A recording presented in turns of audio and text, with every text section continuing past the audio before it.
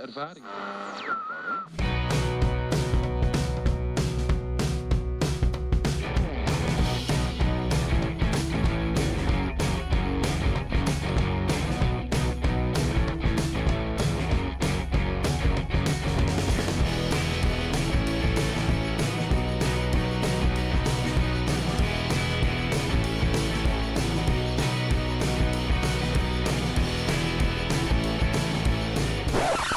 Beautiful planet, isn't it? But in order to keep the planet looking this amazing, these are our tips to ensure your road trip is as responsible, ethical and sustainable as possible.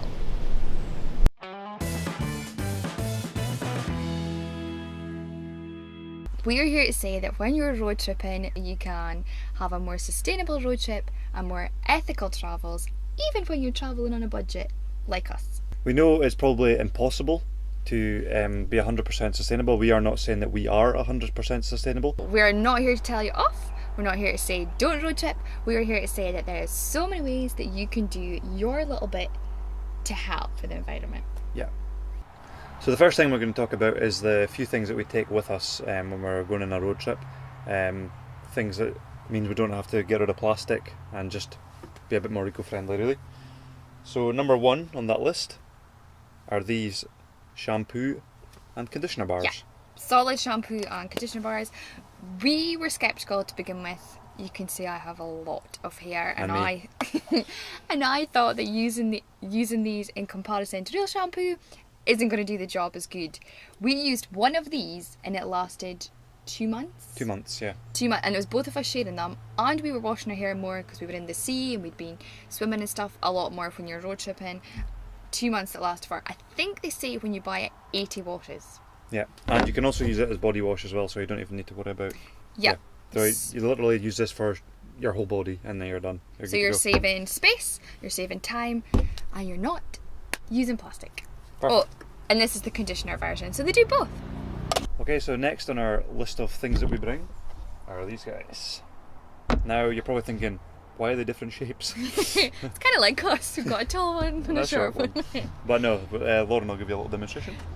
So you pull this out and ta-da! It is a silicone, foldable, reusable coffee cup. Yeah. There are so many different types of coffee cups out there just now. There's glass ones, ceramic ones, but we'd end up breaking them or too clumsy, broken in our suitcases or our backpacks, sorry. On a road trip, you're limited for space, and we think the glass ones, ceramic ones, although so much better than an actual disposable coffee cup, we just found that these ones were so much better. Yeah, and they're so easy to store away as well, so you can just do this, put them away.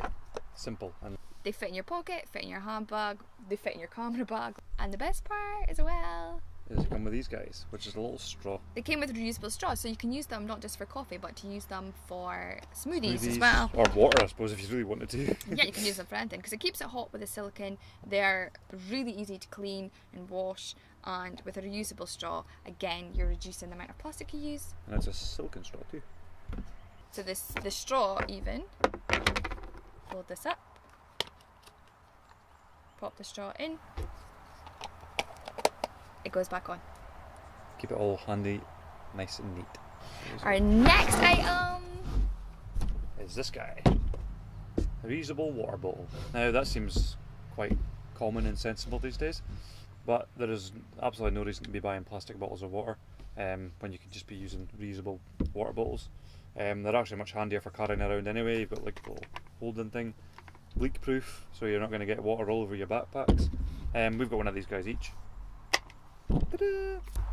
We have had our water bottles now for nearly a year, and if you were to think how much plastic bottles we have saved from landfill by using these instead of buying plastic bottles, it would be so many, especially considering the fact we read the other day that Darren forgot the fact. I forgot the fact, obviously, yeah.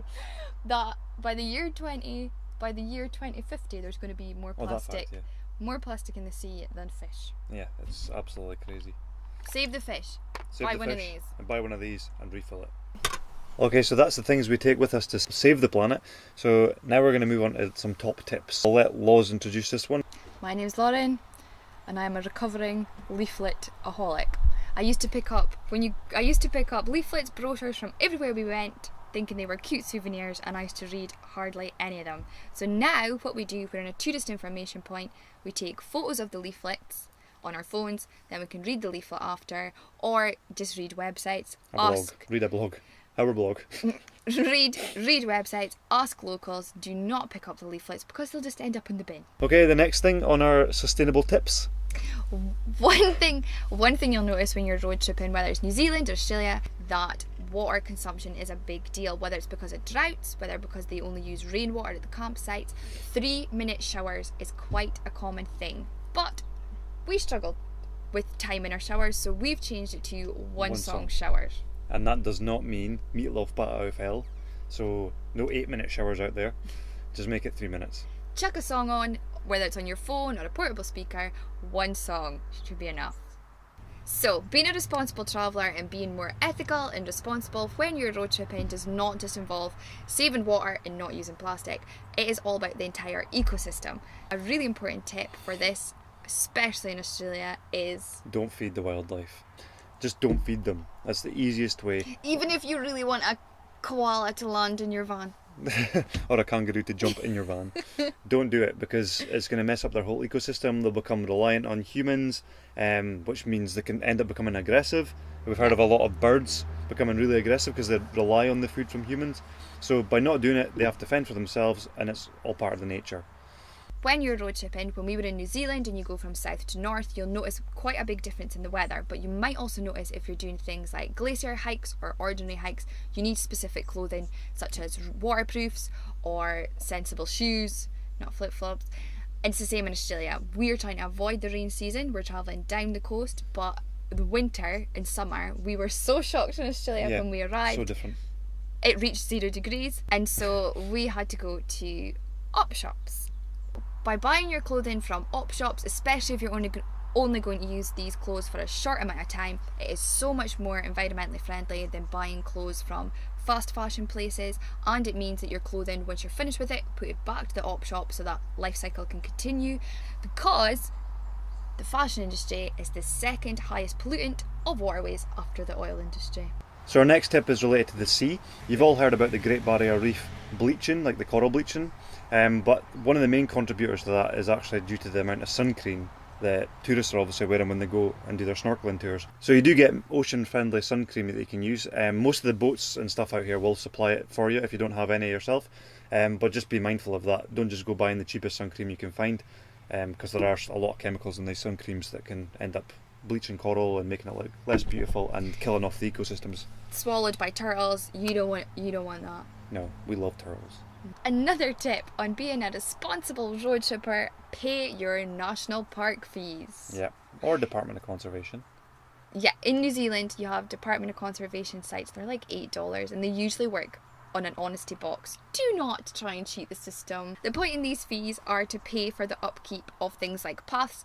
If they didn't have paths, people would be wandering and spoiling the scenery anyway. Yep. So pay the fees because it goes to a good cause, which leads to our next point. If you do find a free campsite... Yeah, so as you said, some of them are paid, some of them are donation boxes, some of them are completely free. If you do go to a free campsite, what we recommend doing is, if you're in a local town, like a little town, go and buy a coffee or buy your breakfast from some sort of cafe. That way you're putting money into their local community, and it's a lot more ethical than going to like big chain supermarkets or McDonald's. Yeah, for your coffee.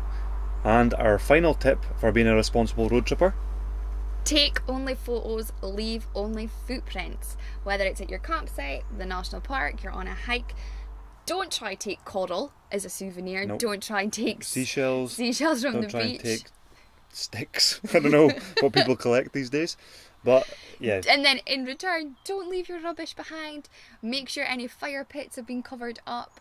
You want to leave the area exactly as you found it. Road trips are no longer going to be possible in these countries because travellers are getting a bad reputation by leaving their rubbish sitting at the side of the road, expecting other people to pick it up for them. So hopefully you have learned a tip or 10 on how to be more eco-friendly, ethical, sustainable, environmental, beautiful road trippers. Faramaganiful.